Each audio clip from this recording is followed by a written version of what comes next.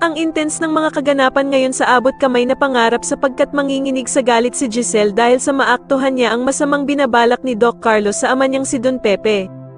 Dito nga habang pinagtatangkaan ni Doc Carlos ang buhay ni Don Pepe, ay laking gulat nito nang biglang dumating si Giselle at makita siya nito. Samantala ay mangyayari na nga ang matagal nang hinihintay ng lahat at tuluyan na ngang magigising si Don Pepe. Magsasagawa naman ng padasal si Giselle para sa paggaling ng ama niyang si Don Pepe at dito nga ay pupunta ang mga kaibigan ni Annalyn at ang lahat ng nagmamahal sa kanya.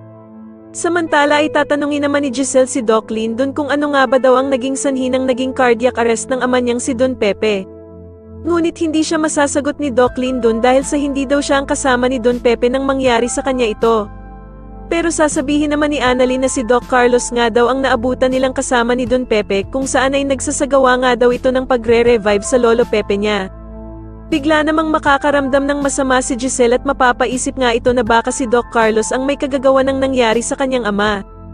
Sa kabilang banda naman ay magpaplano na naman ng kaplastikan ang mag-inang Zoe at Moira, at dito nga ay sasabihin ni Moira na dapat daw ay umattend sila ng pa-prayers ni Giselle kay Don Pepe para mabura na ang paghihinala nito sa kanilang mag-ina.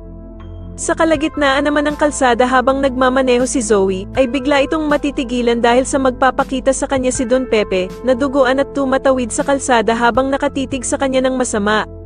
Samantala habang kinakausap naman ni Doc Carlos itong si Don Pepe at sinasabihan ng sana daw ay mamatay na ito, ay bigla namang didilat ang mga mata ni Don Pepe at tititigan nga nito ng masama si Doc Carlos.